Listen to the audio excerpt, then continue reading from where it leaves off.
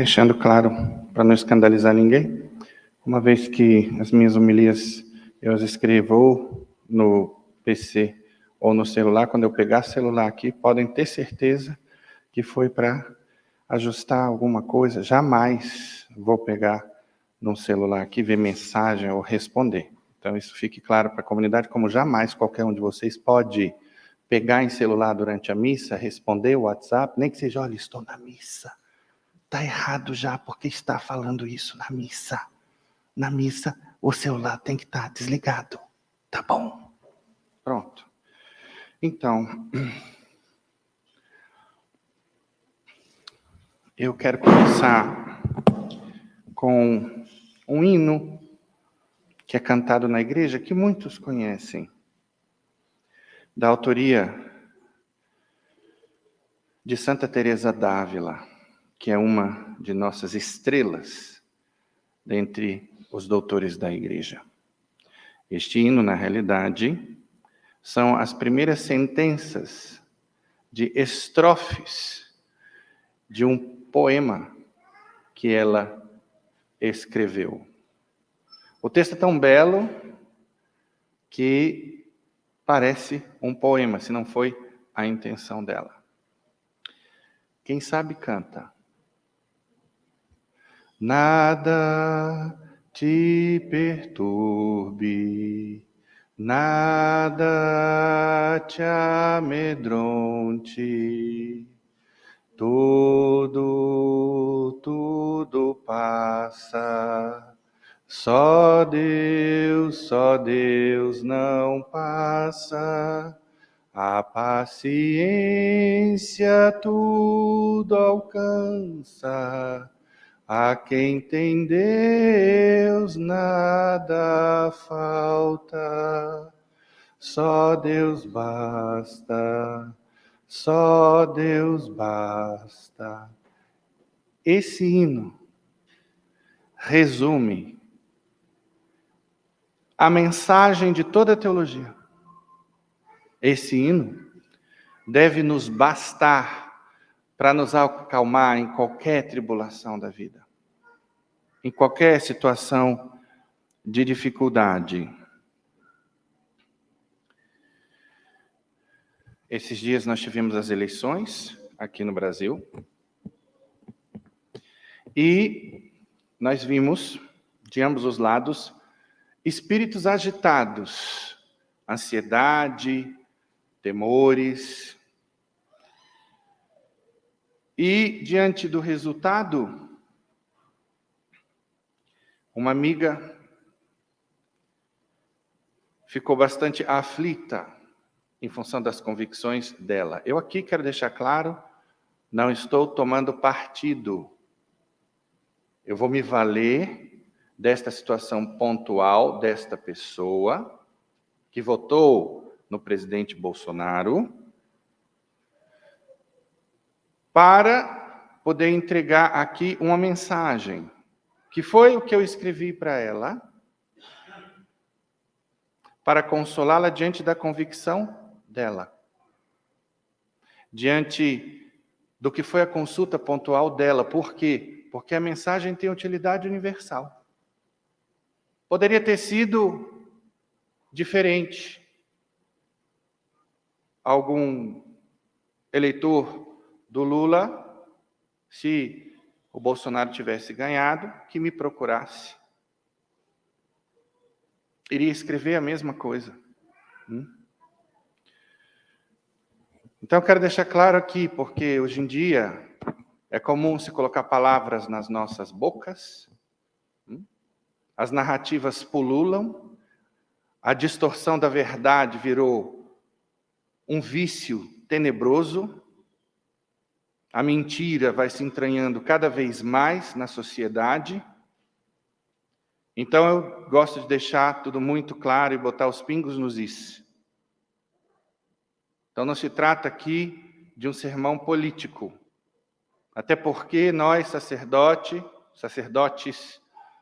não somos sacerdotes para fazer política. Nós somos sacerdotes para ensinar teologia. E dentro desta missão podemos e devemos orientar a política. Porque nada na vida do homem pode prescindir da teologia. Tudo tem que ser orientado pela política.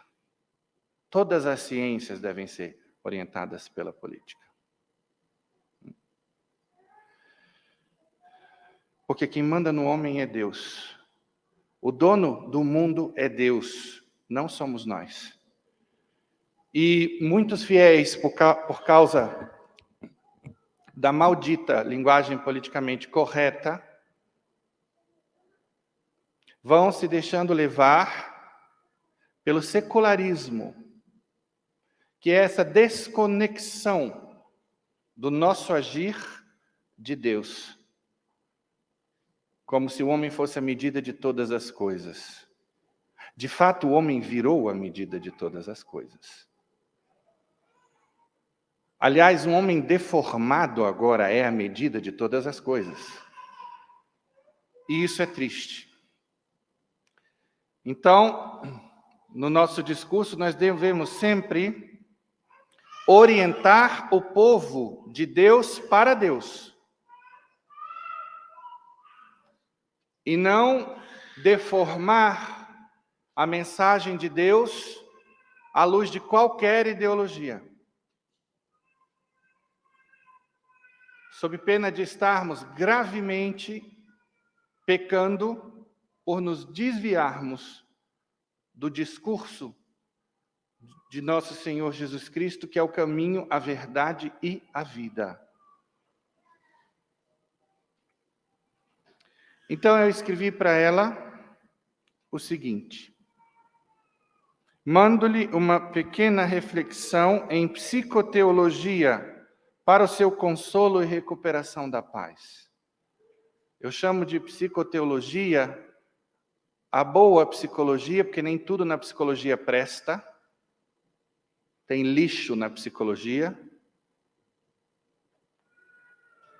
Mas a boa psicologia, aliada à teologia, é fenomenal para o bem do ser humano. Disse a ela que estava desgostosa, segundo a sua escolha, com o resultado das eleições. Entendo seu desgosto e desânimo com toda essa situação, mas o sofrimento deve arrancar o melhor e não o pior de nós. Sempre, quando você estiver sofrendo, lembre-se que o sofrimento não é um abandono de Deus, que o sofrimento não é uma punição de Deus, senão que é uma permissão de Deus, com um objetivo pontual da parte de Deus, que jamais pode ser outra coisa que não o nosso bem. Porque tudo que Deus quer é o nosso bem. Então isso tem que ficar claro como cristal na cabeça de todo católico. Deus não é o autor do mal, nunca pode ser. Deus não abandona ninguém. Deus não é vingativo, mas é um educador. E por isso, como diz o ditado popular, quem não aprender pelas vias do amor, resta as vias da dor. E louvado seja Deus que não nos abandona e permite a dor, justo porque nos ama e porque não desiste de nos querer no céu. E a dor? Eu posso dizer para vocês, pode ser uma dor pontual, como é o caso da dor física. Não há que se discutir. Padre, eu agora vou para a morfina. Tamanha é a minha dor. Essa dor é dor. Agora, existem dores, as dores da alma, que muitas vezes não são dores. Elas estão dores. Por quê? Porque elas nascem de uma visão deformada da realidade. Então, se nós mudarmos o nosso prisma de observação, em outras palavras, esta dor vai desaparecer.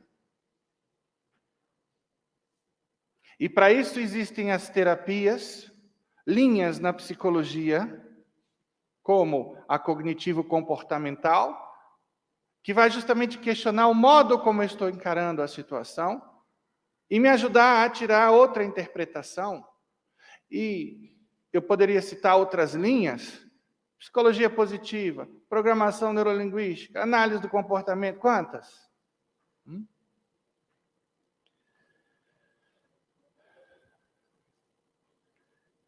Então, muito cuidado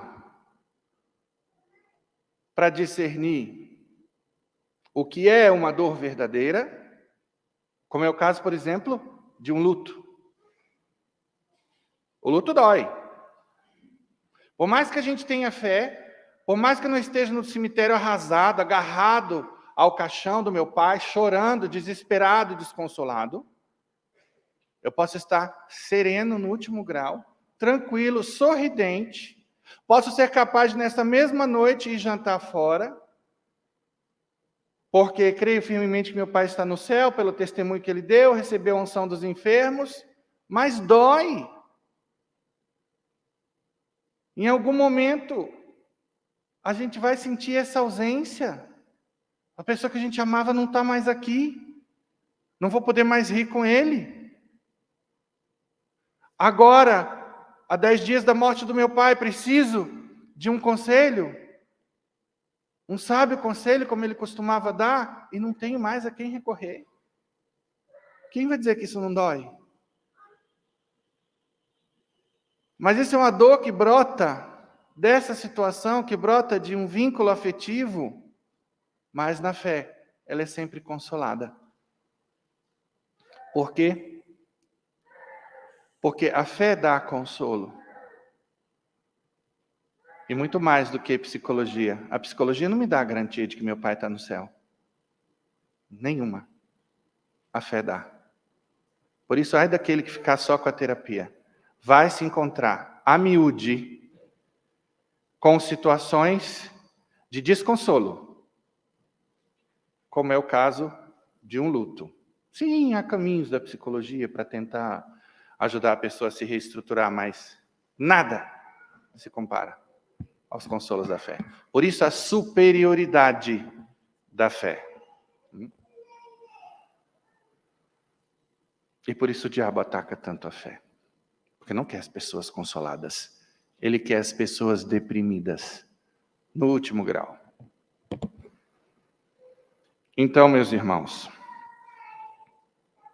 essa é uma compreensão básica. Esse discernimento daquilo que é um sofrimento pontual e daquilo que é um sofrimento que eu chamo de artificial. Que são esses sofrimentos que brotam dos nossos apegos. E, de certa maneira, os sofrimentos que são consequência dos nossos desvarios. Que é quando eu dou uma surra nesse menino, e depois vem o pai dele, que coitado, olha o corpinho dele ali, diante do meu, não sei se vai conseguir me derrubar, mas, pelo menos aquele belo soco, ele vai me dar. Aí eu estou agora com o dente quebrado, com o nariz quebrado e o olho roxo, sofrendo as consequências do meu pecado. Então, eu chamo de sofrimento artificial. Na medida em que, se eu não tivesse agredido o menino, eu não estaria sofrendo as consequências do meu pecado. No meu entender, todo sofrimento artificial, repito, é aquele causado e muitas vezes mantido por nós. A artificial, para mim, se contrapõe à real, que é o sofrimento da dor física, que é o sofrimento do luto, seja um sofrimento grande ou pequeno. Quando o sofrimento vira revolta, blasfêmias, maldições ou murmurações, é porque está sendo conduzido pelo diabo. As pessoas hoje estão no mundo da lua, até com a ajuda de alguns sacerdotes, bispos, que não creem na existência do diabo, que não creem na existência do inferno, e, portanto, são hereges, a palavra é essa. Porque heresia é todo desvio da verdade para nós, da verdade revelada, e é verdade revelada de que existem o diabo e o inferno. Quem mais revela isso é nosso Senhor Jesus Cristo. Então não venham com metáforas para cima de mim. Não, isso é metáfora. A linguagem alegórica. Quem diz isso não estudou teologia. Simples assim. Então, precisamos entender essa realidade espiritual. Deus e o diabo existem. Existe uma história que corre paralela à história humana. O que eu chamo de história humana? A história das grandes navegações, da proclamação da República, da Revolução Francesa. Existe a história teológica da humanidade. Está narrada na Bíblia. E a história espiritual, que é a luta entre o bem e o mal que começou no Éden, com a tentação do demônio, e só termina para nós quando a gente morre, quando o nosso corpo baixa à sepultura, cessa a luta, porque durante a nossa existência vai vir o Espírito Santo, o anjo da guarda, a Virgem Maria, qualquer um do céu, para nos inspirar o bem. E vai vir o diabo, tentando nos levar ao pecado. Inclusive, quando eu fiz o curso sobre exorcismo e oração de libertação em Roma, eu enxerguei, porque eu nunca tinha parado para meditar sobre o assunto, que das 5 formas de atuação do diabo, no pensamento, na saúde, na possessão, na infestação de lugares ou objetos, a pior delas, que todo mundo acha que é a tentação, não é. Por que todo mundo acha, que é a possessão? Não é. Por quê? Por que achamos que a possessão é a pior? Nossa, padre, a mulher endemoniada chegou aqui, quebrou todas as imagens, profanou o sacrário, jogou as hóstias no chão, cuspiu, pisou. Quantos pecados essa mulher cometeu? Nenhum. Nenhum. Porque tudo que ela fez não foi ela, foi o diabo nela. Ela não é imputável por nenhum desses atos. E se ela antes da possessão estava em estado de graça, ela pode entrar na fila da comunhão tranquilamente e comungar. Então, cuidado com aquilo que parece, porque pior do que isso é a tentação.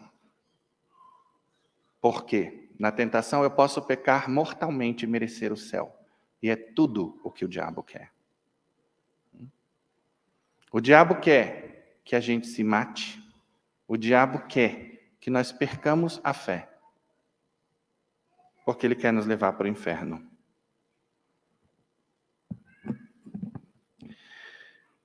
Não terá qualquer proveito para nós o sofrimento alimentado pelo diabo.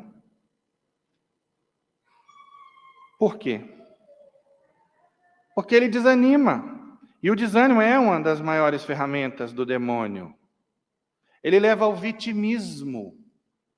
Pergunte a qualquer psicólogo, muitos deprimidos se sentem vítimas, se vitimizam, têm pena de si mesmos, se consideram abandonados por Deus, ninguém me ama, ninguém me quer e por aí vai.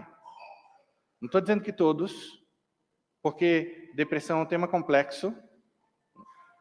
A gente pode quase que dizer que a depressão é personalizada, apesar de alguns elementos em comum, porque tem o histórico da pessoa, a vida dela, os valores dela, etc.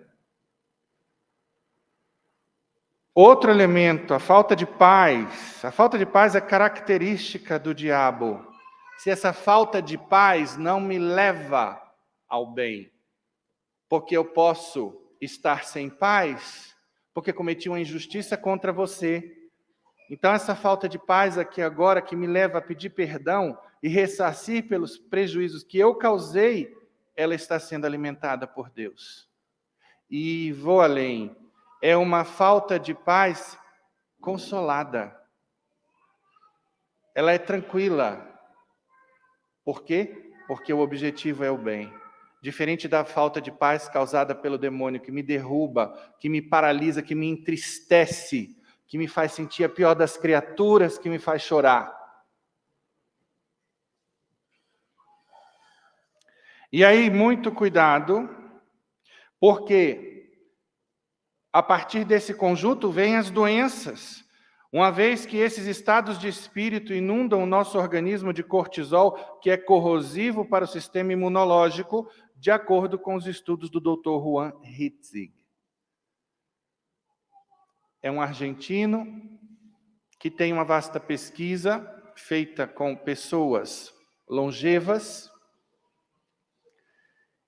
e é ele que fala dos benefícios do otimismo que produz serotonina, contra os malefícios do pessimismo que produz cortisol. Mas não é só o pessimismo. Qualquer, vamos chamar de vibe, para usar um vocabulário moderno, qualquer vibe negativa vai produzir o cortisol. Então, a sua saúde depende da sua cabeça, e a sua cabeça vai estar tanto melhor quanto melhor estiver a sua fé. Então, cuidado, caríssimos não praticantes.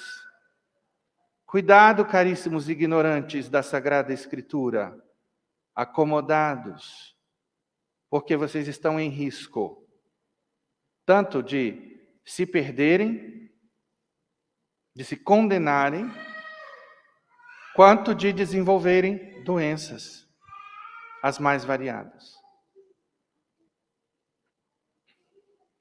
Por sua vez, o sofrimento guiado pelo Espírito Santo constrói virtudes. Temos paz por termos a certeza de que estamos na companhia de Jesus, em sua via crucis, em sua cruz. Todo sofrimento inevitável, que nós lutamos para que não acontecesse, e que aconteceu, só tem uma solução. Isso é unanimidade entre os psicólogos. Uma palavrinha, chamada aceitação ou resignação.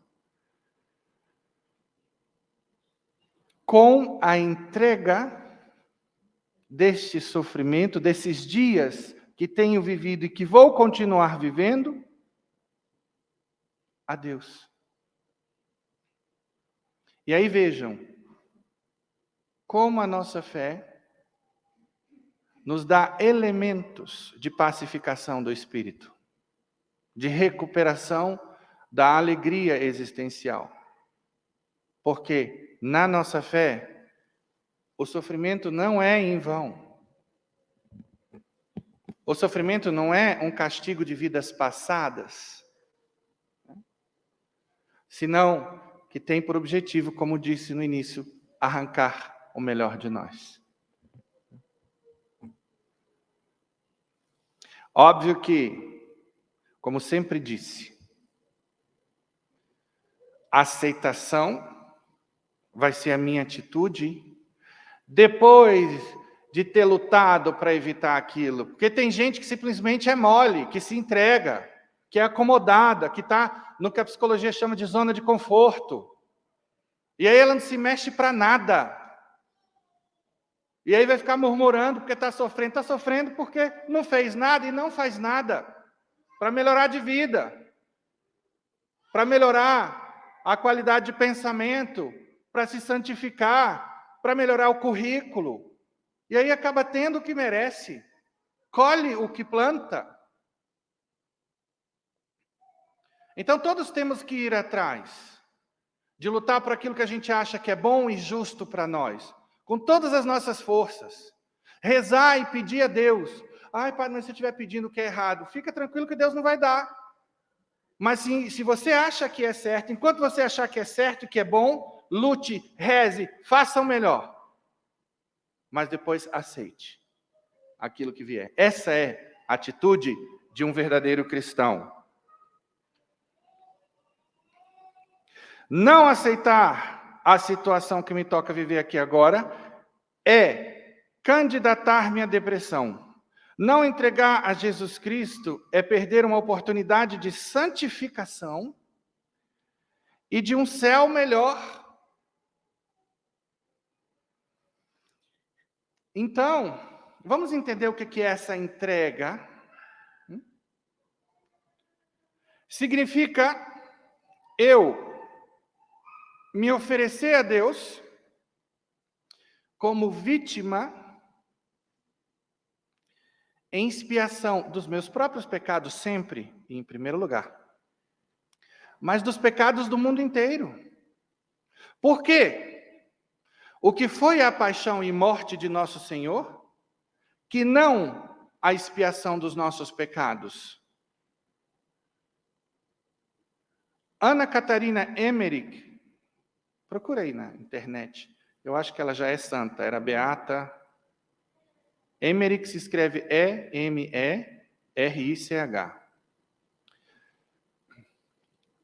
Escreveu um livro sobre a paixão de Nosso Senhor, em função das visões e locuções que ela tinha com Jesus Cristo. E ali ela diz, por exemplo, que Jesus, na sua paixão, foi coroado de espinhos para reparar pelos nossos pecados por pensamentos. A gente pensa com a cabeça. Então a cabeça de Jesus foi ferida para o perdão dos nossos pecados por pensamentos. Jesus foi humilhado na via sacra para reparar a nossa soberba. Jesus foi chicoteado, flagelado, para reparar pelos pecados que cometemos com o corpo, a preguiça. Jesus ganha água com vinagre. Aliás, vinagre só, não tem nem água lá, né? Quando ele está na cruz, para reparar os pecados de gula. Ele fica com fome todo esse trajeto, a partir da sua prisão. E ele morre, porque o salário do pecado é a morte. Ele morre em nosso lugar. Então, quando eu ofereço o meu sofrimento, qualquer que seja, me acidentei e agora estou em cadeira de rodas. Você tem a opção. Se deprimir e ser um cadeirante infeliz, ou fazer igual aquele australiano Nick Vujicic, coloca lá na internet, Nick, depois JICIC. Ele nasceu sem braços e sem pernas e é palestrante motivacional, roda o mundo inteiro, porque é uma pessoa autônoma, independente. Ele arranca lágrimas de jovens que começam a entender que estão usando mal as pernas e braços que têm. E é por isso que Deus permite essas coisas. Ele diz que sabe que nasceu assim para poder arrancar das pessoas que têm braços e pernas o melhor delas. Fazer com que esses braços e essas pernas não levem ao pecado, e sim ao céu. Por isso, na Sagrada Escritura nós aprendemos: os meus caminhos não são os vossos caminhos, os meus pensamentos não são os vossos pensamentos. Então, meus irmãos, se nós, no momento em que entendemos que devemos aceitar o sofrimento, que não há nada mais que possa ser feito, nós entregamos a Deus, cuidado, eu não tenho o direito de murmurar depois, de reclamar. Por quê? Porque senão eu não fiz a entrega. Eu estou me queixando. Quem se queixa de alguma coisa para alguém. Então eu estou me queixando da cruz para Deus. Ué, mas eu não entreguei já? Como assim? Que entrega é essa? Então vejam que a sobrenaturalização do sofrimento é o quê? A multiplicação de Cristos na terra. A gente está ali na Via Crucis. Eu aceito essas humilhações como Jesus aceitou. Então eu continuo a obra de Cristo. Olha que coisa linda.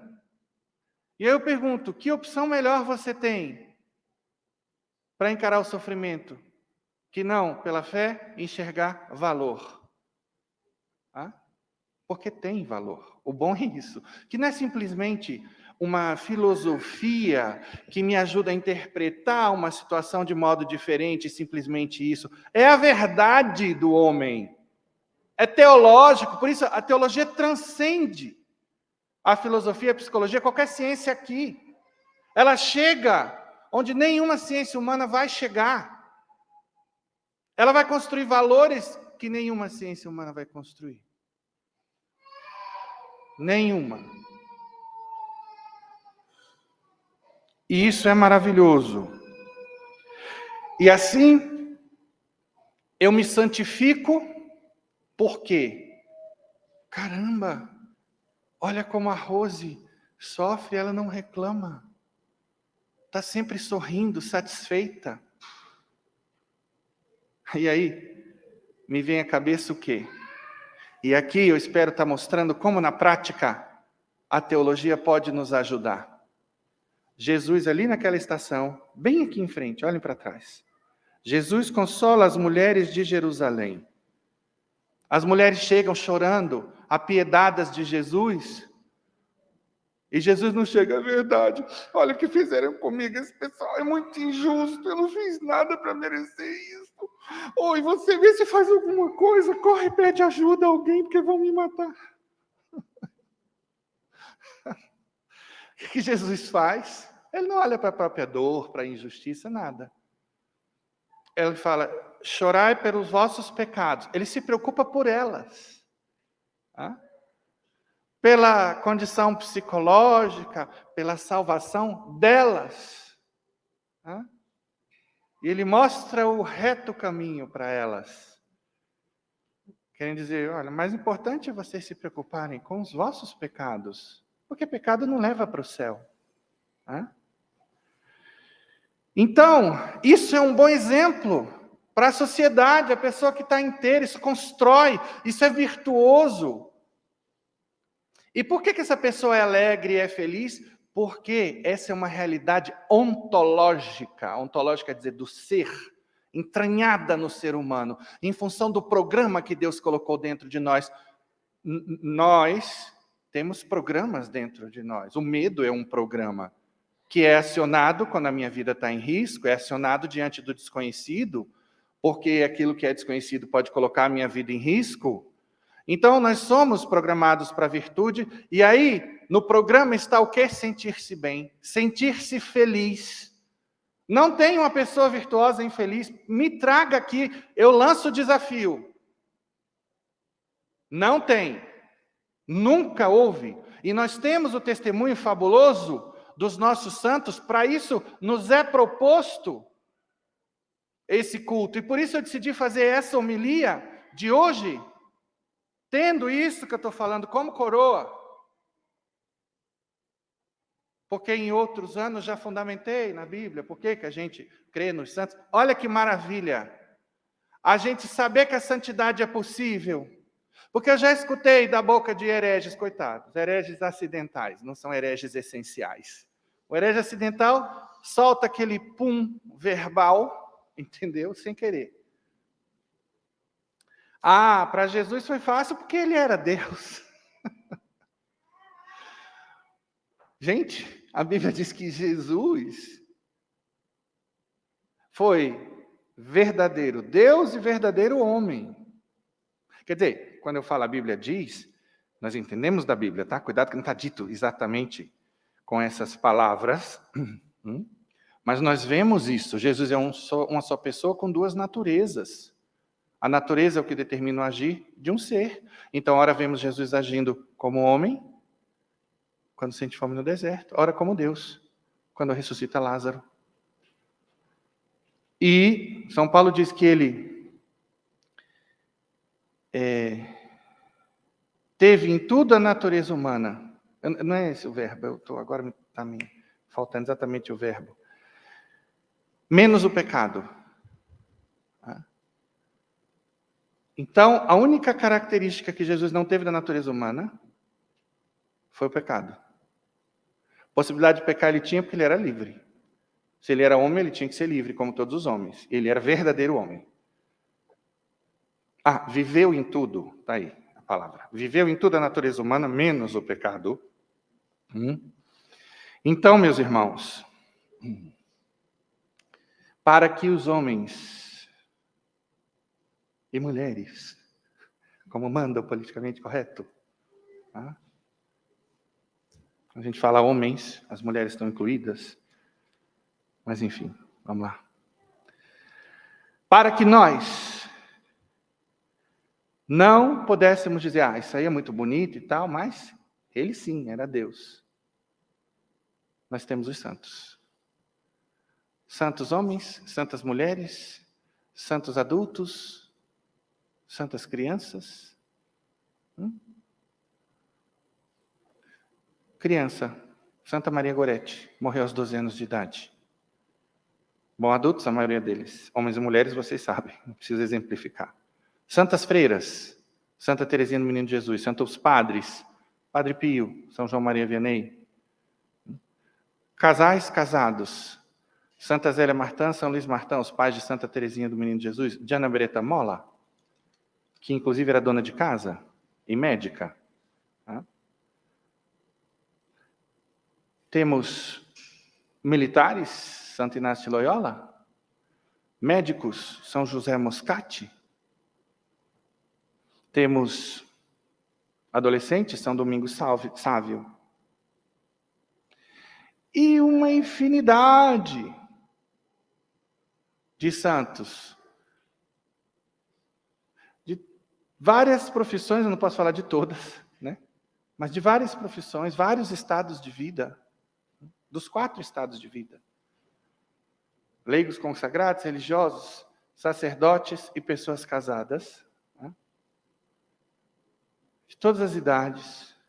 De todos os temperamentos. Santo Inácio de Loyola, Santo Tomás de Aquino era conhecido como boi mudo, era fleumático. São Paulo, a gente vê o tom das cartas dele, não sobra dúvida que ele era colérico. São Pedro sanguíneo, varia. Uma hora quer morrer por Jesus, na outra nega Jesus 3 vezes. Santa Teresinha do Menino Jesus, melancólica. Não vou entrar no mérito dos temperamentos, depois estude lá na internet. E isso é para dizer o quê? É possível a santidade para você melancólico, para você fleumático, para você colérico, para você sanguíneo, para você homem, para você mulher, para você padre, para você freira, para você religioso, para você menino, Para você militar, para você médico, para você dona de casa, basta querer.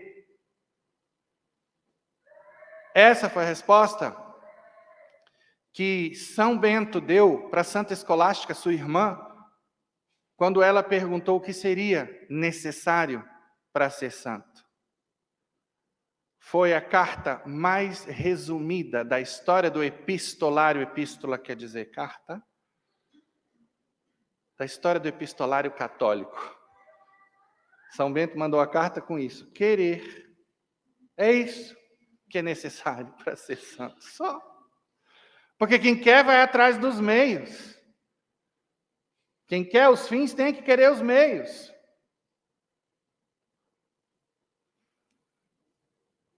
Então vejam. Nenhum santo da igreja, não teve nenhum cuja vida foi só um mar de rosas. Todos passaram pelo crisol do sofrimento. Todos entraram nessas bem-aventuranças aí, alguns em 1, 2, 3. E aí eu digo para você, agora projetando em você a situação da minha amiga, que está no desconsolo, o que a palavra de Deus diz hoje? Bem-aventurados os aflitos. Pega aí. As bem-aventuranças. Por quê? Porque serão consolados. Bem-aventurados que têm fome e sede de justiça, era o caso dela, porque serão saciados. Então isso consola ou não consola? Se não acontecer nessa vida, vai acontecer na outra. E sinceramente, eu prefiro que os meus prêmios estejam acumulados para outra. Isso aqui vai passar. Isso aqui vai passar. Dale Carnegie escreveu um best-seller intitulado Como Evitar Preocupações e Começar a Viver. Um livro que vendeu milhões. Ele foi um pedagogo americano. No hall de conselhos que ele dá para ajudar as pessoas ansiosas, se você sofre com ansiedade, leia esse livro e coloque em prática o que ele diz. Especialmente um dos conselhos, que é único, em se tratando de gente de ciência, que normalmente tem preconceito contra a fé. Ele diz, reze. E depois vem o conselho de ouro. Aliás, tem 2. Prepare-se para o pior. Espere melhor. Nós cristãos temos fé e esperança. Mas prepare-se para o pior. Aqui nós estamos no campo da ação, da precaução, da prevenção e, de certa forma, da prudência. E ele coloca como regra básica o quê? Coopere com o inevitável. Co significa junto, operar é trabalhar. Ou seja, aceite aquilo que é inevitável. Não tem. Espreme o cabeção aí. Se você encontrar alguma outra solução, me fala, porque eu ajudo os seres humanos aqui todo dia. Eu tenho sede de saber tudo aquilo que pode ajudar o homem a se superar, a se curar, a se santificar. Oração da serenidade. Interessante que tem gente que faz essa oração todo dia de manhã. Senhor, dai-me força e coragem para mudar o que eu puder mudar. Resignação, que significa aceitação, para aceitar o que eu não puder. E discernimento, e sabedoria para discernir uma coisa da outra. A pessoa reza, só que essa oração de alguma maneira não entrou, não está entranhada. Por quê? Porque na hora que a cobra está fumando maconha, cadê que ela procura se mexer? Eu não falo, dá-me força e coragem para mudar o que eu puder mudar? Não, fica na zona de conforto. Eu peço sabedoria, resignação para aceitar o que eu não puder. Não posso mudar. E eu não aceito. Pode ter certeza que Deus vai dar a graça da aceitação, mas se você abrir o seu coração, se você não abrir, se você continuar apegado, aferrado ao que você quer, só pode ser do jeito que você quer, na hora que você quer, dançou. Aí vem o buracão da depressão, ele vai se abrir debaixo dos seus pés, você vai começar uma queda livre. Sendo que você tem a possibilidade de apertar o botão parar a hora que quiser. Porque o botão parar é o botão aceitar. Então, numa situação adversa, e agora nós estamos no campo da psicologia, fique feliz e em paz por ter lutado, por ter perseverado, por ter buscado o que você considerava o bem maior, entendendo que se o que você queria não aconteceu, tudo está no comando de Deus, que tudo vê, que só quer o nosso bem. Já falei e vou repetir. Quantas pessoas não falam Deus no comando? Tem até figurinha, Deus no comando. Hã? Aí você vai ver um santinho, um São Franciscozinho bonitinho, carequinha lá com a tonsurinha, Deus no comando e a exclamação. Só que a pessoa não dá o comando para Deus. E aí Deus não está no comando. Está na retórica, está na boca só. Está no sonho, mas não está na realidade. O problema, vejam, é quando nós rezamos no Pai Nosso, seja feita a vossa vontade, mas não aceitamos a vontade de Deus. E sabem por quê? Por aquilo que eu já falei várias vezes, fé defeituosa. E para ajudar a consertar esta fé defeituosa, eu vou passar para vocês a fé dos santos da igreja. O autor da justiça é justíssimo, sempre. Por acaso não terá compaixão aquele que inventou a compaixão? Será que o mal pode triunfar alguma vez sobre o bem? Se puder, o diabo pode mais do que Deus? Deus está derrotado? O autor do amor não ama, o criador dos olhos e dos ouvidos é cego e surdo. E tem também um outro detalhe, quem não aceita a vontade de Deus é soberbo. E Deus resiste aos soberbos.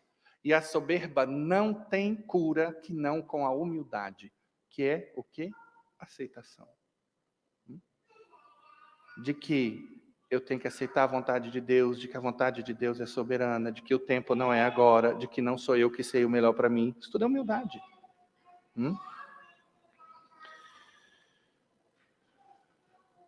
A pessoa não se dá conta de que se acha melhor do que Deus, uma vez que sua vontade, que seria o mais perfeito, é melhor do que a vontade de Deus. Simples assim. O segredo para se alcançar a paz, além de meditar nestas verdades de fé que mencionei aqui, é gastar um tempo diante do Santíssimo, ou rezando o terço, pedindo discernimento, calma, paciência e caridade para lidar com tudo e com todos. Peçamos então a paz que almejamos ao príncipe da paz. A pessoa muitas vezes entra no turbilhão e o diabo vai cutucando cada vez mais e ela está no turbilhão, o turbilhão só aumentando, e ela não para o turbilhão vindo aqui. Vem! E outra coisa, tem gente que acha que adoração ao Santíssimo é só com o Santíssimo exposto. Você pode adorar o Santíssimo num tabernáculo, em qualquer igreja. Está aberta, você vai lá para adorar, para conversar, para apertar o botão para pedir aceitação, para sair do turbilhão. Se não, continua conversando com o diabo para você ver o que vai acontecer. Continuando, lembrando que essa homilia está construída em cima de uma imagem, uma angústia de uma amiga, em cima de uma mensagem que eu escrevi para ela. Continua a mensagem. Você disse estar irritada com as provocações que tem recebido. Não aceitemos provocações de ninguém. Santo Agostinho, doutor da igreja, sabiamente já ensinava, no que for essencial, unidade, no que for acidental, liberdade, e em tudo, caridade. Lembre-se que no entardecer de nossas vidas é no amor que seremos examinados. São João da Cruz, doutor da igreja. Olha que beleza. Eu comecei com Santa Teresa d'Ávila, aquele hino maravilhoso, que deve nos apaziguar sempre. Por quê? Porque nos recorda que tem uma coisa que ninguém, nenhuma censura, nenhuma perseguição, nada pode tirar de nós. Nada. Que é a fé, é o amor a Jesus, a decisão de ser fiel até dar a vida, se for necessário. Isso ninguém tira de você, de mim, de ninguém. E aí nós temos os mártires como testemunhas disso, que foram forçados sob a ameaça de morte e preferiram a morte. Por quê? Porque eram convictos daquilo em que eles acreditavam. Agora, quanta gente frouxa e covarde hoje em dia. Na primeira perseguição, vira a pá. Quem se vergonhar de mim diante dos homens, eu me envergonharei dele diante de meu Pai. Aguarde, porque não tem salvação. Nada pode tirar a paz interior de quem está com a consciência tranquila. E sabem como se chega à consciência tranquila? São Francisco de Assis. Hoje eu decidi fazer o desfile dos santos, na prática, mostrando como os seus ensinamentos, a partir do que eles aprenderam e viveram, inspirados na Sagrada Escritura, podem nos ajudar. O que São Francisco ensina? A fonte da paz interior é a consciência tranquila. Como eu chego à consciência tranquila? Continua ele, através do dever cumprido. Acabou.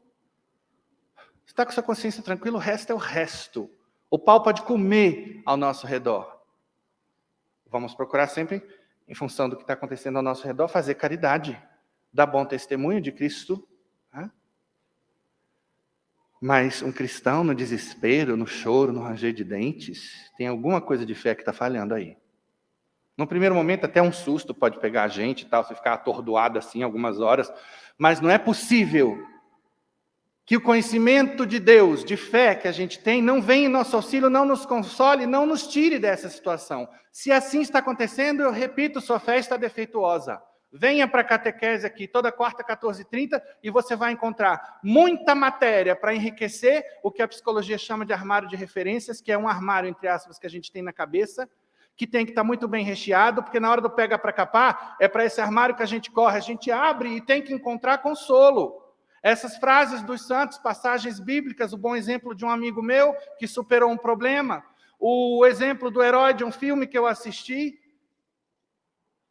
essas experiências que a gente tem na vida, o próprio entretenimento, deve ser edificante, deve deixar alguma coisa para a gente tirar proveito. Agora, as pessoas hoje buscam entretenimento em Big Brother, buscam entretenimento no lixo do Satanás, que é a Rede Globo de televisão, um instrumento do diabo para a desconstrução de todos os nossos valores, como eu tenho ojeriza a essa rede de televisão e todas as outras, que desconstroem os nossos valores. Entidades porcas. E o pior de tudo é ver um fiel católico seguindo isso. Aí, meu irmão, minha irmã, você está no buraco, você está colhendo o que você planta. Tem o que merece, me perdoe dizer. Não me agrada ver ninguém sofrendo, mas é esse sofrimento que vai falar para você. Quem tem razão?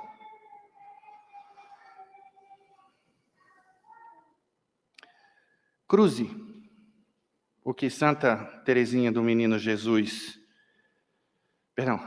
o que São Francisco de Assis ensina com o ensinamento de Santa Teresinha do Menino Jesus, aquele que eu repito sempre nas homilias. Eu sou o que Deus pensa de mim. Por que eu estou falando isso aqui? Lembre-se, eu estou consolando a minha amiga, que estava preocupada e perturbada. Por quê? Porque muitas vezes na política a gente vê uma guerra de egos. Não são duas pessoas tentando, em função daquilo que as suas respectivas consciências diz, não são duas pessoas tentando se edificar. São duas pessoas tentando dizer, eu sou mais inteligente do que você, eu sei mais do que você. O meu candidato é melhor que o seu, o meu partido é melhor que o seu. Essa é a verdade. E aí, o lado que perde depois fica com a autoestima abalada. Por quê? Eu não admito o outro estar rindo de mim, tripudiando de mim. Isso é ego, isso é soberba. E olha de novo o ser humano vítima do seu pensamento comezinho. Agora a gente cai aí nessa vala comum, quando a gente está no mundão, quando a gente está afastado de Deus, quando a gente não se alimenta na fonte da verdade, não medita, não reza. Esse é o destino do homem, pagão, mundano, do católico não praticante. É daí para baixo, não adianta esperar coisa melhor, não. Então cai para dentro, vem para a igreja. A gente está aqui, eu assumo esse compromisso, sempre assumi. de atender o povo de Deus. Eu fico aqui no domingo até o último cliente. Mas às vezes a pessoa está angustiada, está com um problema e ela prefere ir para o coco bambu, sei lá, qualquer outro aí. O gibão, né? Aí deixa o problema para depois, fica botando as caveiras debaixo do tapete. Aí daqui a pouco acha que vai se salvar no Rivotril. Vai nada, vai resolver nada. Rivotril pode ajudar, mas não é solução. Lembremos-nos que perdoar as injúrias é uma das obras de misericórdia. Então, ao invés de ficar com raiva desse amigo, entenda que é a picuinha dele, a troça dele, que está mostrando, minha irmã, a você o que de pior existe em você. Está permitindo a sua soberba se manifestar. Está permitindo o pus subir. A sujeira vir à tona. E aí a gente deve louvar e agradecer a Deus. E procurar se purificar disso. Mas não. A gente quer um argumento para triunfar sobre o outro. Olha que coisa miúda. Nós devemos dar outra face e não pagar o mal com o mal, senão com o bem. Não nos esqueçamos que todo mundo olha para nós cristãos e qualquer deslize em nossa conduta, em nossas palavras, pode escandalizar os mais fracos na fé. Escândalo é uma palavra que tem raiz. No latim, escândalos quer dizer pedra. Nós não podemos ser pedra de tropeço para os outros. Mau exemplo. Se o Neilton, que é católico, é tão carola, está fazendo assim, eu vou fazer também. E aí esse escândalo é grave.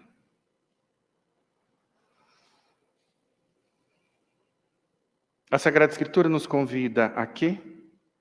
Carregarmos o fardo dos mais fracos. Romanos 15:1. O pecado de escândalo está configurado em Lucas 17:1-7. Os inimigos da igreja e de Cristo não considerarão nossos deslizes simplesmente atos falhos, senão um contra-testemunho. Sei que não é fácil. Sou de carne e osso como você. Porém, noblesse oblige. Em francês quer dizer, a nobreza obriga. Então, quando a gente fala disso, parece até que o padre é aquela criatura que está totalmente pronta.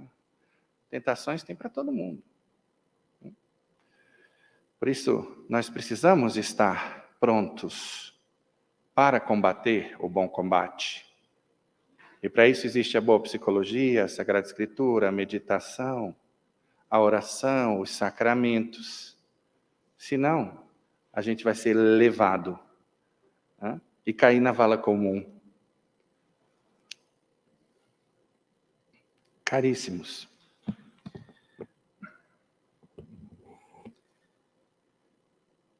eu quero terminar essa reflexão contando para vocês uma antiga lenda norueguesa que nos ajuda a entrever aquilo que a fé nos ensina. Que ali onde parece estar tudo perdido, Deus está agindo com mão poderosa. O que diz esta lenda? É a história de um homem chamado Hakon, que cuidava de uma ermida. Naquele lugar havia uma cruz antiga e muitos vinham pedir a Cristo que fizesse algum milagre. Certo dia, o eremita Hakon quis também pedir-lhe um favor. Ajoelhou-se diante da cruz e disse: Senhor, quero padecer por vós. Posso substituir-vos na cruz? Queria trocar de lugar com Jesus. O Senhor então abriu os lábios e falou mansamente: Meu servo, cedo ao teu desejo com uma condição. Aconteça o que acontecer e vejas o que vires, deves guardar sempre o silêncio. Prometo, Senhor, respondeu Hakon. Fizeram a troca e ninguém reconheceu o eremita na cruz. Durante muito tempo, ele conseguiu cumprir o compromisso sem dizer absolutamente nada. Certo dia, porém, chegou um rico E depois de rezar, esqueceu ali a sua bolsa. Racon viu e calou-se, como tinha prometido a Cristo. Também não disse nada quando 2 horas mais tarde veio um pobre e se apropriou da bolsa do rico. Ainda não se manifestou quando um rapaz se prostrou diante dele pouco depois para pedir-lhe graças numa longa viagem que iria empreender. Nesse momento, porém, o rico tornou a entrar em busca da bolsa. Como não a encontrasse, pensou que o rapaz teria se apropriado dela, este rapaz que estava rezando. Voltou-se para ele e o interpelou com raiva. Dá-me de volta a bolsa que me roubaste. Não roubei bolsa nenhuma. Não mintas. Devolva-me já. Repito que não apanhei nenhuma bolsa. O rico arremeteu-se furioso contra ele. Soou então uma voz forte. Para com isso! Para agora! Olharam para cima e viram que a imagem falava. Racon, que não conseguiu permanecer em silêncio diante daquela injustiça, defendeu o jovem e censurou o rico pela falsa acusação. Eles ficaram assustados e saíram correndo. Então, Cristo dirigiu-se ao servo e disse-lhe, desce da cruz. Não podes ocupar o meu lugar porque não soubeste guardar silêncio. Mas, Senhor, como eu podia permitir essa injustiça? Trocaram de lugar. Cristo voltou a ocupar a cruz e o eremita permaneceu diante dela. O Senhor continuou a falar-lhe. Tu não sabias que era conveniente para o rico perder a bolsa, pois trazia nela o cobiçado preço da virgindade de uma jovem. O pobre, pelo contrário, tinha necessidade desse dinheiro e fez bem em levá-lo inocentemente para alimentar sua família. Quanto ao rapaz que ia receber os golpes, suas feridas o teriam impedido de fazer a viagem que para ele foi fatal. Há alguns minutos o seu barco afundou e ele morreu. Tu não sabias disto, mas eu sim, e por isso me calo. Em seguida, o Senhor tornou a ficar em silêncio. Pois é, muitas vezes nos perguntamos, por que Deus não nos responde? Por que Ele se cala? Gostaríamos que nos dissesse o que desejamos ouvir, mas Ele não o faz e apenas responde-nos com silêncio. Deveríamos aprender a escutar esse silêncio até entender a resposta. O divino silêncio é uma mensagem destinada a convencer-nos de que Ele sim sabe o que faz. Com quietude, nos diz carinhosamente, confie em mim, sei o que é necessário fazer por você. E eu digo a vocês o seguinte, Deus vai falar, mas com quem falar com Ele? Quem não falar com Ele, Ele vai ficar em silêncio. Mas ainda no silêncio, nós vemos aqui a bondosa mão de Deus em ação pelo nosso bem. O que eu estou dizendo é que respostas para as injustiças da vida, para essas coisas que nós não entendemos, Deus pode dar, e no tempo dele. Até lá, resta-nos a fé. A fé da oração, da meditação, da adoração, da comunhão, das boas obras. Louvado seja o nosso Senhor Jesus Cristo.